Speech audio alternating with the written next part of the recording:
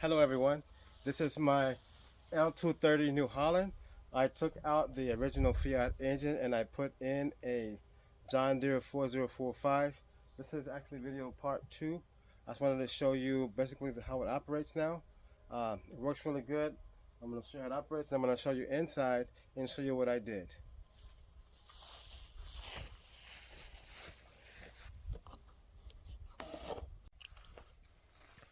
Hello there. Okay, this is my New Holland L230. I've got the cab open. You have to pick this up before you can open the cab on this, and then you got to remember to put on your safety bars there, just to make sure that it's not going to fall on your head and smash you.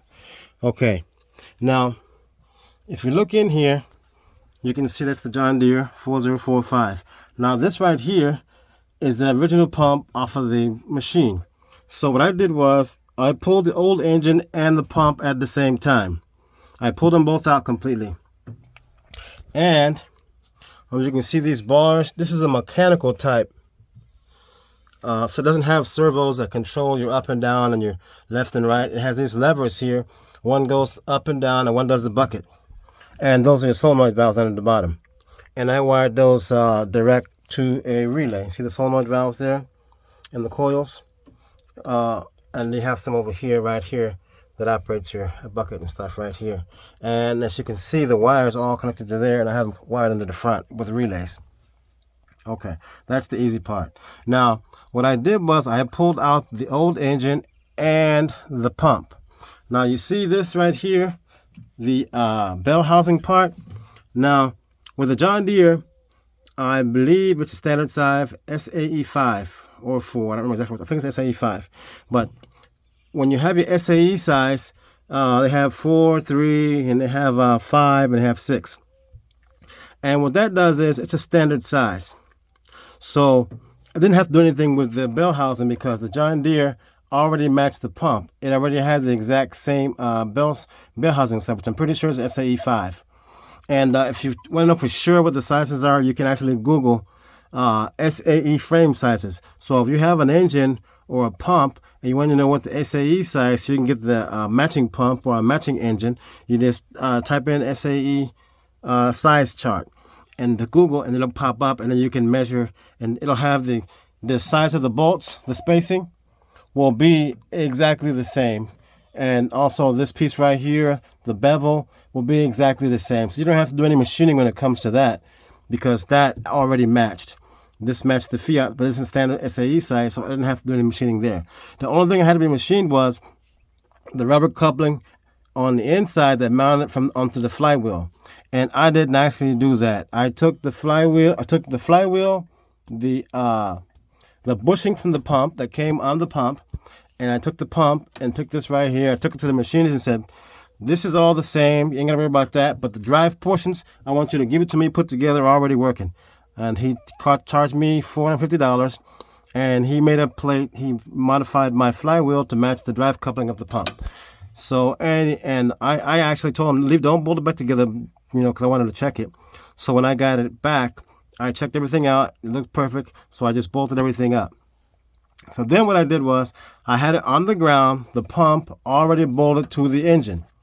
So then what I did was I got a cherry picker, didn't have a fancy lift, and I moved it in here. I took everything off the back, of course, and then I moved it in here until these rods here lined up where they were before, the pump, because these rods, all this is original. The pump, I put it back in the exact same spot it was in. The pump, I put it back in the exact same spot. And also, before you remove these, you see it has these colored zip ties. Before you remove the lines, you want to put colored zip ties on all the hydraulic lines so you can put them back in the same place. See, this one's black here and black there. That's how you know these three go here, because they're all black. And then you see this one right here. See this white one right here? White. That means this one goes here. So when you disconnect the pump, make sure you mark all the hoses with zip ties, colored zip ties. See, we got a yellow one here with a white. See, we got this one here has green, green, green. That's how I know these all went here in this particular location. And you can actually buy a set of caps. if you want to cap off all the lines, they sell the caps and the plugs. You can buy them on Amazon, a kit for like $100. Has all different sizes. You can go to any hydraulic shop and buy a kit of caps and plugs for this O-ring face. They have two types that are most common here, O-ring face or JIC. These were all the O-ring face type fittings. So I just went and bought both types anyway, and I capped off all the lines just to make sure that no bugs or trash or anything got in them.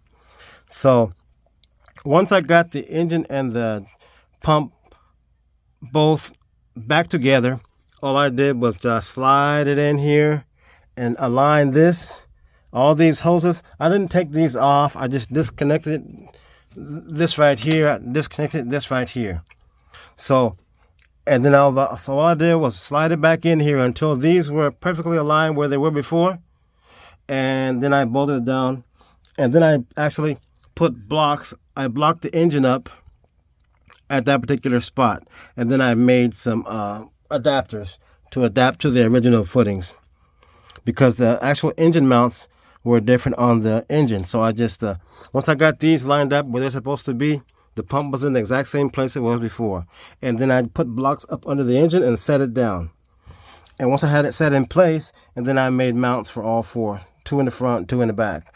I adapted them so they would fit in the exact same mounting holes that were there before.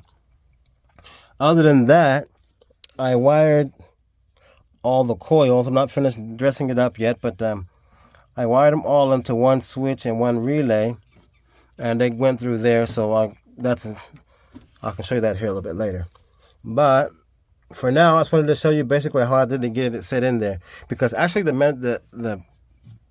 all these do here is cut on the hydraulic and cut it off. These valves, there's 2 here and there's 2 over here.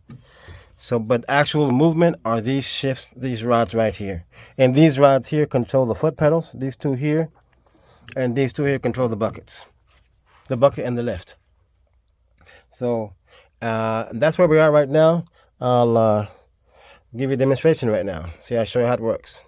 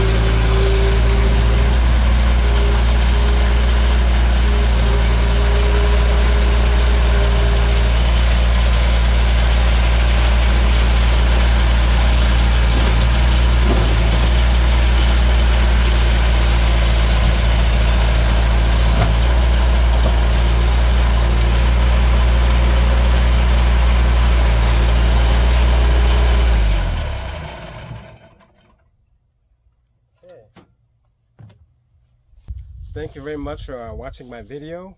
If you don't mind, please give me a thumbs up. I really do appreciate it. It helps with the algorithms, and I'll try my best to do some better videos for you in the future. Thank you very much.